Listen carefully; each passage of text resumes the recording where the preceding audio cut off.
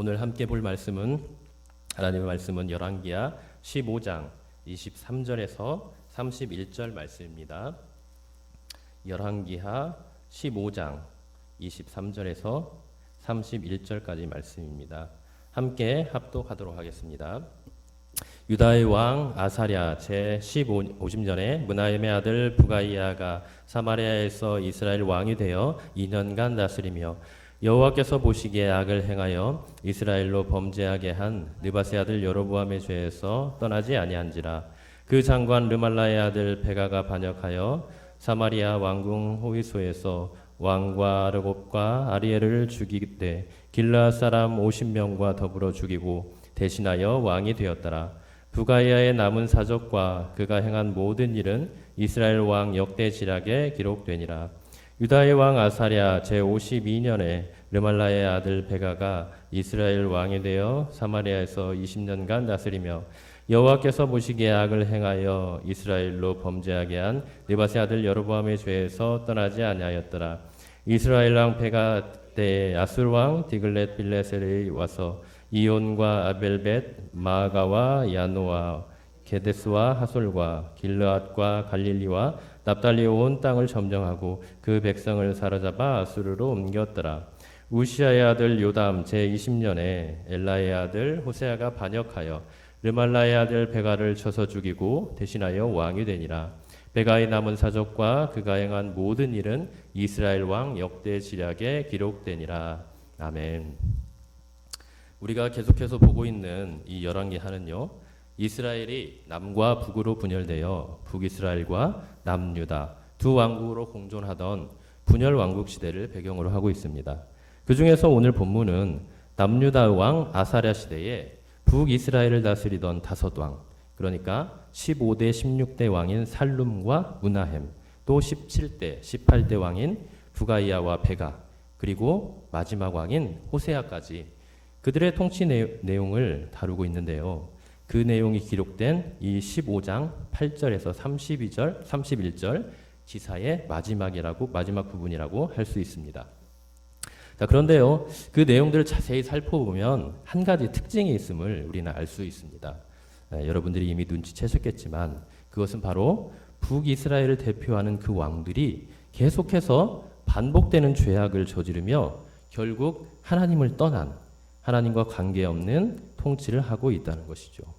하나님만을 유일한 왕으로 섬기며 그분의 통치만을 받아야 하는 하나님의 대리 통치자들이 마치 자신들이 참 왕이고 주인인 것처럼 하나님의 절대 주권과 유일한 왕되심을 무시한 채 자신들의 교만과 탐욕, 지식과 힘으로 스스로 하나님이 되어 나라를 통치하고 있는 것입니다.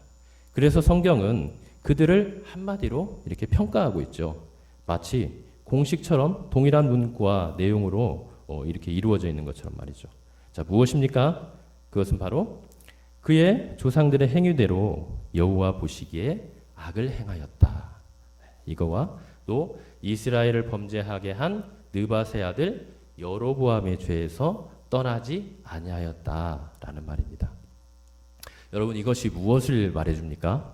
그것은 바로 하나님을 경외하지 아니하고 그분을 떠나는 삶이 얼마나 큰 죄악이며 그로 인한 하나님의 진노와 심판이 얼마나 준엄한 것인지를 우리에게 쉽게 깨닫게 해줍니다. 그런데도 참으로 안타까운 것은 여기에 나오는 그 어떤 북이스라엘 왕도 이 하나님의 평가를 받지 않은 왕이 없었다는 것입니다. 오늘 본문에 나오는 부가이야, 그리고 베가, 또 호세야, 이 북이스라엘의 마지막 세 왕도 모두 이런 하나님의 평가를 비껴나가지 못했습니다. 이로 인해 이제 북이스라엘은 더 이상 하나님 앞에서 소망 없는 나라가 되어버렸고요. 마지막 왕인 호세아 왕 때 결국 아수르에 의해 멸망당하고 말았습니다. 오늘 말씀은 바로 이렇게 북이스라엘을 하나님으로부터 멀어지게 하고 또 하나님의 심판을 초래한 왕들 중에 마지막 세 왕에 대한 이야기입니다. 이들의 통치와 삶을 통해 이스라엘이 처한 상황과 우리의 삶은 어떠해야 하는지 함께 살펴보도록 하겠습니다. 자, 내용 관찰 1번입니다.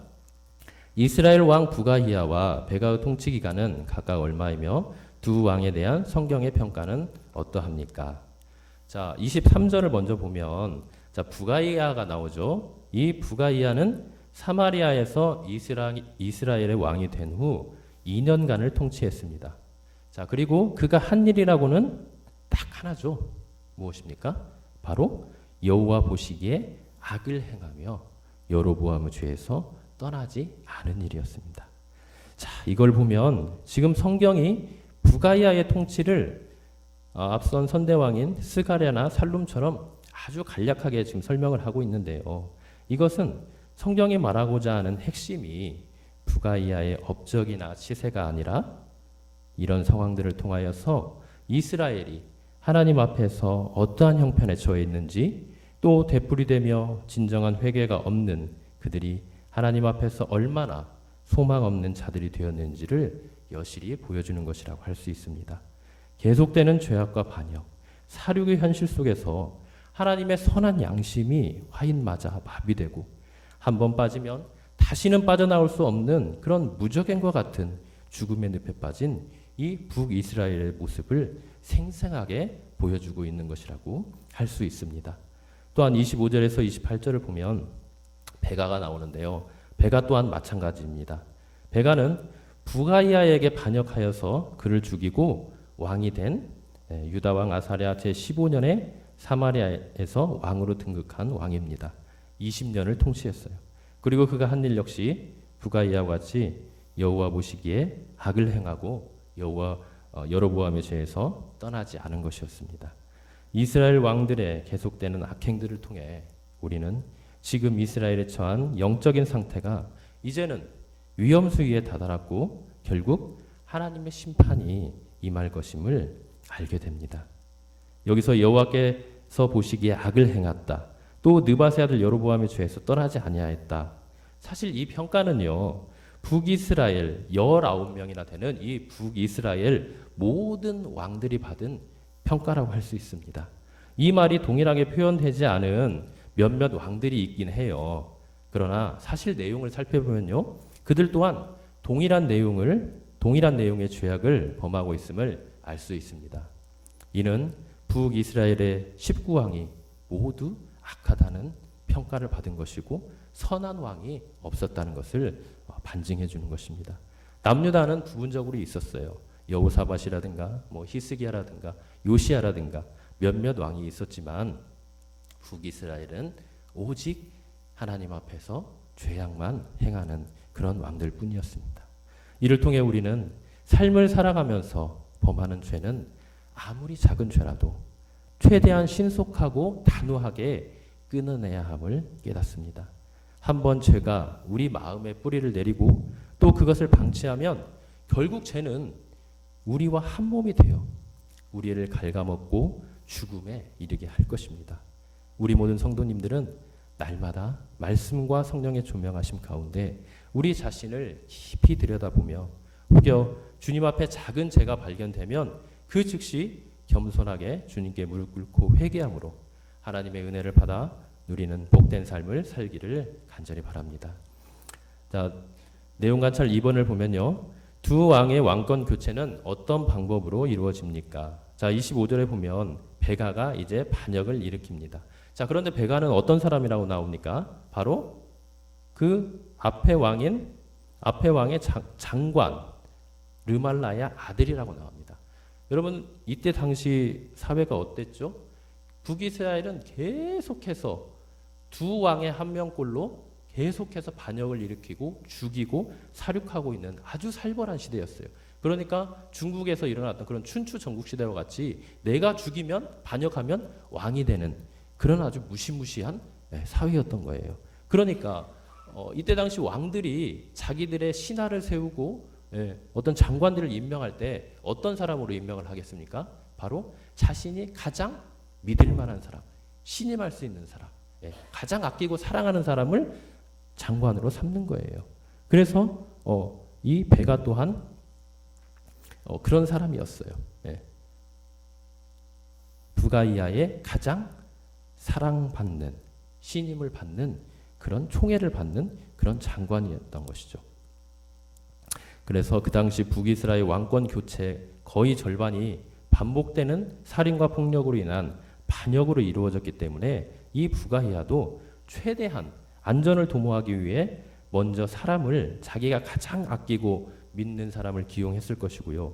또 자신이 거하는 왕궁 또한 최고의 방어진을 구축해 자신을 지키고 보호했을 것입니다. 한마디로 사람으로서 할 수 있는 모든 수단과 방법을 총동원하여 자신의 안위와 신변을 보호했다는 것이죠. 자, 그러나 결과는 어떻습니까? 결과는 자신의 지혜와 권세와 능력을 동원하여 행한 그 모든 행동이 결국 물거품이 되고 말았습니다. 그렇게 자신이 아끼고 믿었던 신하가 자기를 죽이고 그렇게 인간적인 노력으로 쌓아 구축한 견고한 왕궁 호위소에서 자신이 가장 아끼는 그 신하에 의해서 죽음을 당하는 그런 참변을 당하고 만 것입니다. 이것은 북이스라엘 왕 호세아도 마찬가지죠. 그 호세아도 하나님 없이 인간의 힘으로 견고히 구축한 베가의 인간적인 모든 업적과 견고한 망대를 무너뜨리고 왕이 되었습니다. 이를 통해 우리는 하나님을 무시하고 또 자신이 하나님이 되어 자신의 판단과 지혜로 살아가는 것이 얼마나 어리석고 비참한 삶인가를 깨닫게 해줍니다. 하나님 없이 살아가는 삶은 결국 파멸이요 죽음뿐인 것입니다. 아무리 멋지고 화려하고 견고해 보이는 영광의 자리처럼 보이는 것도요, 하나님 없이 세워지는 것들은 모두 들의 꽃과 같이 영원히 사라지고 허망하게 되는 것입니다. 우리 모든 성도님들, 무슨 일을 하든지 아무리 작은 일처럼 보이는 일조차도 늘 주님의 뜻을 물으며 그분의 인도하심 가운데 행함으로써 하나님의 영광을 드러내며 참된 승리의 삶을 살아가시길 간절히 바랍니다. 연구와 묵상 또 3번을 보시면요. 성경 기자가 베가와 통치 기간에 이러한 일 가운데 아수르 왕에 의한 점령과 유배를 기록한 의도는 무엇일까요? 자, 반역으로 왕이 된 이 베가는 그 선대 왕들과 같이 계속하여 여호와 보시기에 악을 행하며 여로보암의 죄에서 떠나지 아니하였습니다. 선대 왕들이 짧은 생을 마감하고 계속하여 반역을 되풀이하는 모습을 보면서 하나님을 두려워하고 빨리 그 악을 끊어내 하나님께 돌아가야 하는데도 죄악으로 영혼이 마비된 그는 그 악의 수렁에서 빠져나오질 못했습니다. 이런 상황 가운데 아수르 왕 디글라 빌레셀이 쳐들어와 북이스라엘 거의 전 지역을 점령하고 또 그 백성들을 자기 나라로 사로잡아 가버렸어요. 하나님께서 북이스라엘에 깨닫고 돌아오도록 초강경책을 사용하신 것인데 어찌 보면 하나님께서 범죄한 이 이스라엘에게 마지막으로 주시는 이 회개의 기회요 은혜의 자리였는데 그는 이것을 깨닫지 못했습니다. 이것은 디글라 빌레셀이 점령한 이스라엘 성읍들을 살펴보면 우리가 알 수 있는데요. 자, 하나님께서 북이스라엘을 완전히 진멸하시고 심판하시려 했다면 아수르로 하여금 북이스라엘 전 지역의 모든 성읍들을 하나도 남김없이 점령하셨을 것입니다. 그러나 하나님은 그렇게 하지 않으셨어요. 오늘 말씀 29절에 보면요. 거기에는 점령하지 않은 몇몇 성읍들이 빠져 있음을 볼 수 있습니다. 이 얼마나 사랑과 자비가 충만하신 하나님이십니까? 우리가 보기에는 지금 당장 진멸하셔도 누구나가 인정할 정도로 악으로 가득 찬 북이스라엘이지만 은혜와 긍휼이 풍성하신 하나님께서는 그 와중에서도 이스라엘에 대한 크나큰 회복의 은혜를 베풀고 계시는 것입니다. 그렇습니다. 우리가 믿는 하나님은 은혜와 자비와 긍휼과 사랑이 풍성하신 하나님이십니다. 그러나 그러한 은혜는 오직 하나님을 나의 왕이요 주인으로 인정하는 자들에게만 베풀어지는 공의 가운데 베풀어지시는 은혜인 것입니다. 우리 모든 성도님들은 우리가 믿고 섬기는 이 하나님의 공의와 사랑의 두 성품 가운데 섭리하시는 하나님이심을 깊이 인식하시고 우리들 또한 그분의 성품으로 하나님만을 온전히 섬기고 따르는 신실한 삶을 살아가시기를 바랍니다. 느낀 점 4번을 보면요. 두 왕의 통치 기간이 다름에도 불구하고 시적에 있어서 동일한 평가를 받고 유사한 종말을 맞이한 것을 볼 때 무엇을 느낍니까? 23절을 보면요. 부가이아는 이스라엘의 왕이 되어 이제 2년간을 다스립니다. 그리고 27절을 보면 베가가 또한 20년을 다스리죠. 그런데 이들이 이룬 치적과 마지막의 삶은 하나님 앞에 동일한 평가를 받고 있습니다. 한마디로 하나님 앞에서 악을 행하며 하나님을 떠나 하나님과 관계 없는 자신이 주인된 삶을 살아갔다는 것입니다. 그러다 보니 그들의 마지막도 그들이 가장 아끼고 신뢰하며 사랑하는 사람에게 죽임을 당하는 아주 비참한 최후를 맞이하게 되었습니다. 여러분, 무엇이 악입니까? 악의 본질이 무엇이죠? 그것은 바로 이 두 왕과 그들의 선왕들이 보여주었던 하나님을 무시하며 하나님 없이 자기들 마음대로 판단하고 살아가는 것입니다. 마치 고삐 풀린 망아지처럼 천방지축 이 세상에서 자신이 제일인 것처럼 교만과 탐욕으로 가득 찬 마음으로 자신의 영광을 위하여 살아가는 것입니다. 우리는 이러한 모습들을 보며 우리도 자칫 잘못하면 이렇게 비참하게 될 수 있다는 것을 깊이 깨달아야 합니다. 따라서 우리는 하나님 없는 삶이 얼마나 비참한 삶이고 가장 악한 삶인 것을 바로 직시하고 오직 하나님을 내 마음과 삶의 중심으로 모시고 코람데오 삶으로 늘 하나님 앞에 서 있는 존재임을 인식하면서 그 하나님의 마음과 지혜로 그분의 말씀에 온전히 순종하며 살아가야 할 것입니다. 이것이 바로 참된 그리스도인의 삶이며 가장 복된 삶일 것입니다. 우리 모든 성도님들은 만왕의 왕이요 주 되신 하나님만을 온전히 섬기시는 은혜의 삶을 사시길 간절히 바랍니다. 결단과 적용 부분을 보시면요.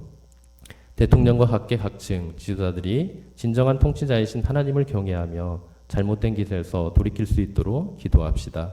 몇 달이든 몇 년이든 맡겨진 사명을 끝까지 충성스럽게 감당하며 선한 열매를 맺는 사람이 됩시다.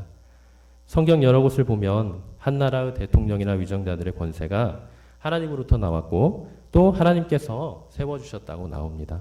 따라서 그들은 우리 눈에는 보이지 않지만 이 세상과 온 우주 만물의 통치자가 오직 하나님이심을 알고 또 그분의 뜻에 따라 섬겨야 하는 선한 청지기가 되어야 합니다. 그러나 그렇지 못한 왕이나 위정자들이 현실적으로 많이 있죠. 그래서 우리가 늘 기도해야 됩니다. 그들이 정말 하나님의 살아계심과 온 세상의 참된 주인이 하나님이심을 알고 그분의 권위를 인정하고 그 권위와 말씀에 순종할 수 있도록 말입니다. 그럴 때 이 나라와 이 땅이 하나님께서 다스리시는 참된 샬롬의 나라가 올 것입니다. 우리 교회와 이 땅의 모든 교회가 바로 하나님께서 주신 이 귀한 기도의 사명에 충성하기를 간절히 바랍니다. 오늘의 기도 함께 읽도록 하겠습니다. 삶의 길이보다 사명을 감당한 삶의 내용으로 인정받는 복된 인생 되게 해소서. 아멘. 우리 모두 이런 삶을 살 수 있도록 함께 기도하며 또 우리 교회와 또 이 사회가 처한 여러 가지 어려움들을 위해서 또 개인적인 기도를 가지고 함께 주여 한번 외치고 기도하도록 하겠습니다.